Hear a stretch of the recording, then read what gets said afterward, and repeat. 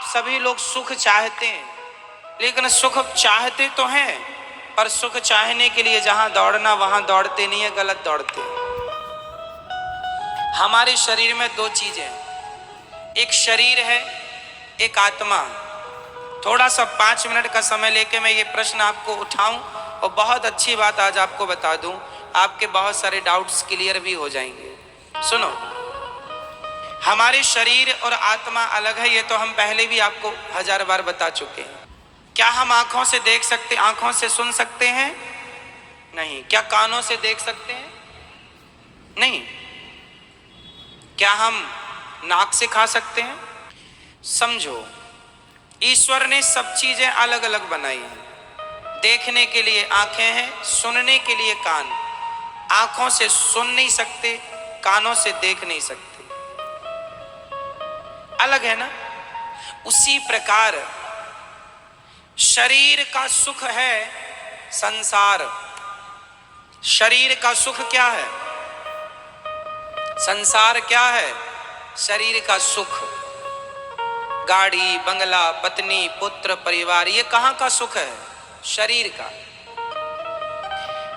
अब रही आत्मा की बात, तो आत्मा का सुख किससे है?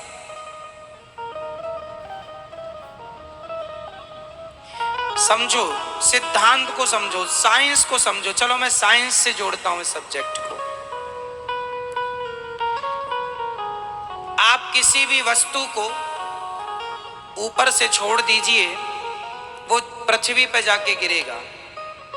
साइंस कहता है गुरुत्वाकर्षण पृथ्वी में है। ये तो सत्य है कि गुरुत्वाकर्षण है, पर इसके अतिरिक्त एक सत्य और है, क्योंकि वो पृथ्वी का ही हिस्सा है। इसलिए अंश अपने अंशी की ओर भागता है। अंश हमेशा किसकी ओर भागेगा? अंशी की ओर। जैसे ये पुष्प, ये किसका अंश है? ये पृथ्वी का अंश है, क्योंकि पृथ्वी से पेड़ बना, पेड़ पर ये पुष्प खिला। तो कुल मिला के, और ये आप रख दो, आप 2-4 दिन, 1 हफ्ता, महीने भर रख दो, ये अपने आप माटी हो जाएगा। कुछ ना करो, माटी हो जाएगा ये अपने आप, हाँ या ना। तो ये किसका अंश हुआ? मिट्टी का। अंशी कौन हुई? अंशी हुई पृथ्वी, और अंश हुआ ये। तो ये पृथ्वी का अंश है, इसलिए ये छोड़ने पर नीचे जाएगा, क्योंकि ये अंशी की तरफ जा रहा है। अब दूसरा, आग। आग हमेशा नीचे नहीं जाती। आग की ज्वाला, आग की लौ, आग की ज्योति ऊपर जाती है। क्यों? क्योंकि वो सूरज का अंश है, क्योंकि सूरज में आग है। तो हर अंश अपने अंशी की तरफ भागता है। हर अंश कहां भागता है? अपने अंशी की तरफ। आग किसका अंश है? सूर्य का। तो सूर्य की तरफ भागती है ना आग की ज्वाला, हमेशा ऊपर। तीसरा, इस धरती की नदियां हमेशा किसकी तरफ भागती हैं? समुद्र की तरफ। क्यों? क्योंकि वो समुद्र का अंश है। क्योंकि पानी जो बरसता है, समुद्र का ही तो वाष्पीकरण होता है पानी, और फिर वही बरसता है। तो वो एक्चुअली इनडायरेक्ट वो समुद्र का ही पानी है, बरसता है, नदियों में आया, फिर वो अपने अंश की तरफ भागा, अपने अंशी की तरफ। समझो, जैसे पृथ्वी का कोई भी हिस्सा वो पृथ्वी की तरफ भागता है। कोई भी पुष्प, कोई भी पत्थर, कोई भी मिट्टी का ढेला, क्योंकि वो पृथ्वी का अंश है, इसलिए पृथ्वी की तरफ। आग सूर्य का अंश है, इसलिए सूर्य की तरफ। नदी समुद्र का अंश है, इसलिए समुद्र की तरफ। और हमारी आत्मा ईश्वर का अंश है। ईश्वर अंश जीव अविनाशी। इसलिए जब ये ईश्वर की तरफ भागेगी तब ही इसे सुख मिलेगा, अन्यथा इसे कभी सुख मिल नहीं सकता। आप लोग रसगुल्ला खाते हैं तो आप कहते हैं आनंद आ गया, अरे रसगुल्ला से शरीर को आनंद आ सकता है, इंद्रियों को आनंद आ सकता है, आत्मा का तो रसगुल्ला से कोई लेना देना नहीं। क्यों? आत्मा किसका अंश है? ईश्वर अंश। ये ईश्वर का अंश है। इसलिए यदि आत्मा को सुख देना है, आज लोग दुखी, सब कुछ है आपके पास, फिर भी आप अशांत हैं, फिर भी आप परेशान हैं, उदास हैं। क्यों? क्योंकि आप संसार में सुख ढूंढ रहे हैं। अब मिलेगा, अब मिलेगा। पागल हो, है ही नहीं, मिलेगा कहां से? जैसे आंख कभी सुन नहीं सकती, कान कभी देख नहीं सकता, उसी प्रकार आत्मा कभी रसगुल्ला खा नहीं सकती, आत्मा कभी पानी पी नहीं सकती, आत्मा को पैसों में सुख नहीं मिल सकता, संसार के भोगों में सुख नहीं मिल सकता। आत्मा का सुख तो परमात्मा में है। जितने जल्दी ईश्वर की तरफ बढ़ो लोगे, जितने जल्दी उसका ध्यान कर लोगे, उतने जल्दी सुखी हो जाओगे।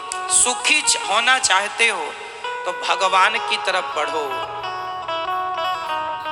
और आप लोग शरीर को ही सुख देने में लगे हैं। इसलिए शरीर जो है ये संसार की तरफ ले जाता है आपको। क्यों ले जाता है? क्योंकि शरीर संसार से बना है। संसार में 5 चीजें हैं, पृथ्वी, जल, वायु, अग्नि, आकाश। और ये 5 चीजों से आपका शरीर बना है। तो आपका शरीर आपको संसार की तरफ ले जाता है, क्योंकि संसार से बना है।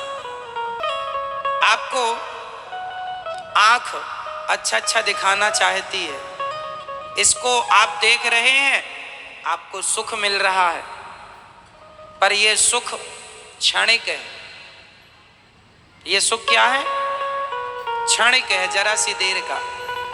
खाने का सुख भी क्षणिक है, जरा सी देर का।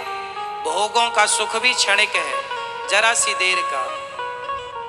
आप जरा सी देर के सुख के पीछे सारी जिंदगी लगाए हैं।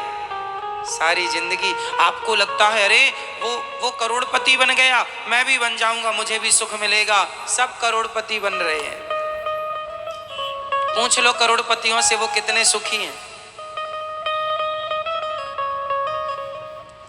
सुख संसार में नहीं मेरी मां।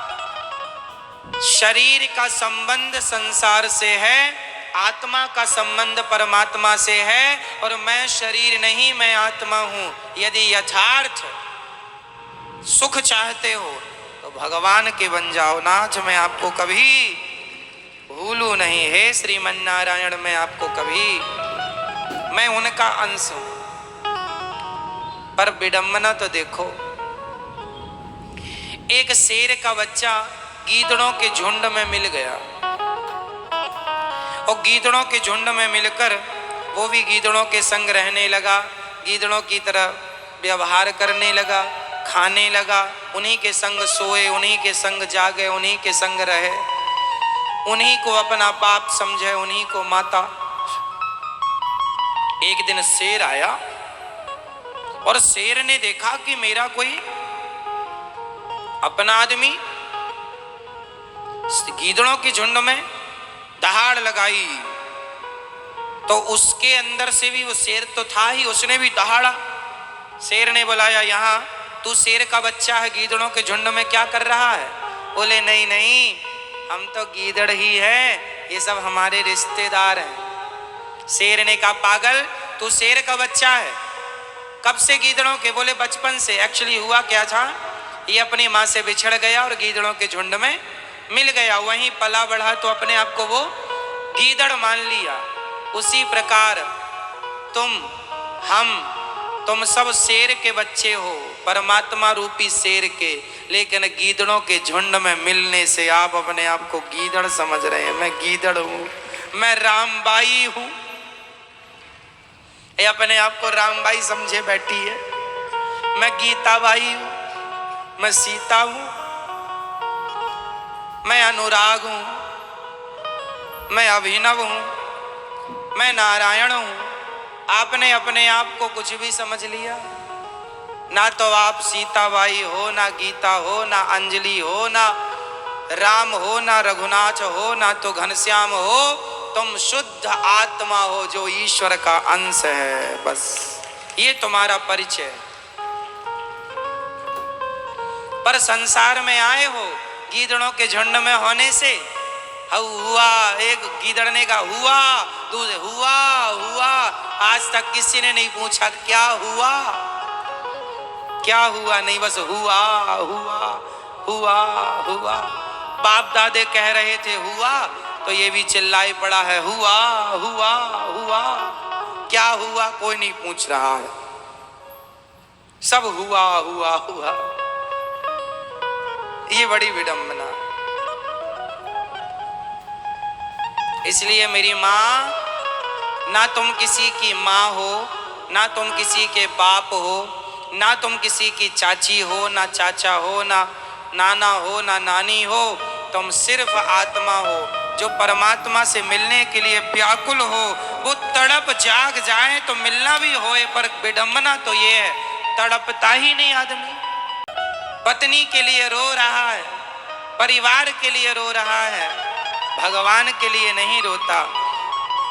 जाना सबको वही है मेरी माँ, अपना लोक परलोक ना बिगाड़ो, बस इतना ही कहेंगे हम आपसे।